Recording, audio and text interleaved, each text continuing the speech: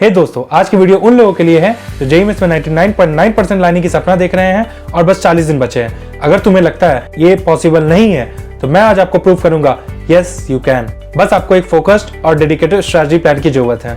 तो आइए बिना टाइम वेस्ट किए शुरू करते हैं। सबसे पहले बात करते हैं माइंडसेट की। तो बेटा 99.9% लाइन लाने के लिए सिर्फ एक पढ़ाई से नहीं, एक स्ट्रॉन्ग माइंडसेट की जरूरत है। तुम्हें अपने अंदर एक बिलीफ लाना होगा कि मैं ये कर सकता हूँ। तुम्हें अपने गोल्स एक पेपर पे लिख के दीवार पे चिपका देने हैं और सुबह शाम रात दिन जब उठो बैठो खाओ उसे ही पढ़ना है। यस, मुझे 99.9% लानी है जेईई मेंस में। सारे डिस्ट्रैक्शन को हटा दो, नेटफ्लिक्स, इंस्टाग्राम, गेमिंग, ये सबको अभी 40 दिनों के लिए हटा दो। ये 40 दिन ही डिपेंड करते हैं तुम्हारे आगे फ्यूचर कैसी होगी, इसी 40 दिन के एफर्ट्स पे डिपेंड करते हैं। तो याद रखना 99.9% लाने हैं और मैं बताऊंगा कैसे लाने हैं। चलो शुरू करते हैं। तो अभी हमारे पास बचे हुए हैं सिर्फ 40 दिन और ये 40 दिन की स्ट्रेटजी ऐसे बनानी है। सबसे ज्यादा प्रायोरिटी हमें देना है, सिलेबस रिवाइज होनी चाहिए, मॉक टेस्ट का सबसे ज्यादा से ज्यादा फायदा उठाना है हमें और इंपॉर्टेंट टॉपिक्स को कवर करना है। अगर तुम्हें नहीं पता है कि कौन से टॉपिक्स इंपॉर्टेंट है तो मैं ये बता देता हूँ। तो बात करें फिजिक्स की, मॉडर्न फिजिक्स, इलेक्ट्रोडायनामिक्स, मैकेनिक्स के numericals and oscillation and waves, ये सारे बहुत इंपॉर्टेंट है। इन सबको सबसे पहले हमें कवर करना है। अब बात करते हैं केमिस्ट्री की। फिजिकल केमिस्ट्री के न्यूमेरिकल्स, ऑर्गेनिक के रिएक्शन मैकेनिज्म और इनऑर्गेनिक के एनसीईआरटी बेस्ड क्वेश्चन, ये तो भगवान ही है।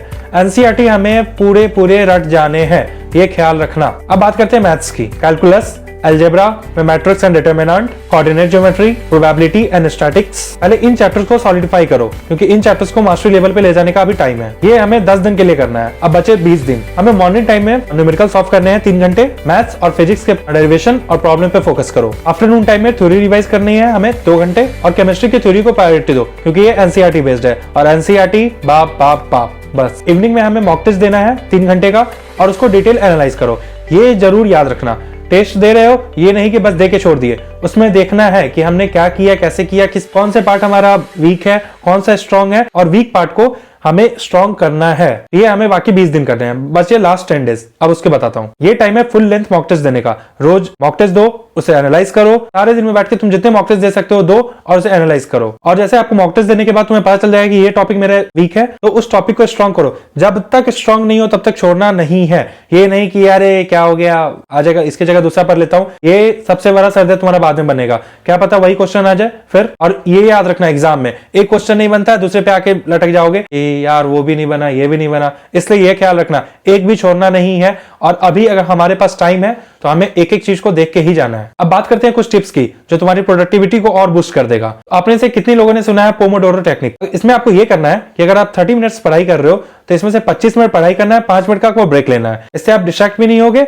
और तुम्हारी इफिशिएंसी को भी बढ़ाएगा क्योंकि बार बार छोटे छोटे ब्रेक लो के पढ़ोगे ना तो आपकी दिमाग भी ज्यादा मतलब फोकस एकदम नहीं होगी, अरे यार इतने देर से किए जा रहे। इसलिए ये है पोमोडोरो टेक्निक। एक्टिव रिवीजन करो, सिर्फ पढ़ाई मत करो, उसे लिख लिख के प्रैक्टिस करो, फॉर्मूला शीट बनाओ और उन्हें रिवाइज करो। थर्ड, मॉक टेस्ट एनालाइज करो। जब भी तुम मॉक टेस्ट दो उसे 2-3 घंटे उसके बाद लगाओ सिर्फ एनालाइजिंग पे कि क्या क्या मैंने किया है, कि कौन सा पार्ट, ये मैंने पहले भी आपको बताया, दोबारा बता रहा हूँ। ये बहुत जरूरी चीज है क्योंकि अपने बारे खुद तुम ही समझ सकते हो, मैं नहीं बता सकता या कोई भी नहीं बता सकता। तुम्हें एग्जाम दे रहे हो, तुम्हें ही समझना है कि मेरी पार्ट कौन सी स्ट्रांग है, कौन सी वीक है। और जब तुम समझ जाओ सेम गलती रिपीट नहीं करना है। एक बार हो गई, 2 बार हो गई, रिपीट नहीं करना है, ये बता दे रहा हूँ। Fourth, previous year paper solve करो। ये तुम्हें पैटर्न समझाने में और कॉन्फिडेंस दिलाने में बूस्टअप करेगी। और जेईई का पेपर अगर तुम्हें हार्ड लग रहा है तो चिल करो, हार्ड सिर्फ तुम्हें नहीं लग रहा, सबको लग रहा है। तो ये 4 पॉइंट है, तुम्हें याद रखना है। तो यार 40 दिन में काफी कुछ बदल सकता है। तुम्हारी डेडिकेशन और कंसिस्टेंसी ही तुम्हें बाकी लोगों से अलग बनाएगी। और अगर कभी मोटिवेशन लो हो तो एक काम करो, अपने फ्यूचर सेल्फ को इमेजिन करो जो 99.9 परसेंटाइल लाके एक साथ खड़ा है, टॉप कॉलेजेस के कट ऑफ क्रैक कर रहा है। तुम्हारे अंदर फिर वही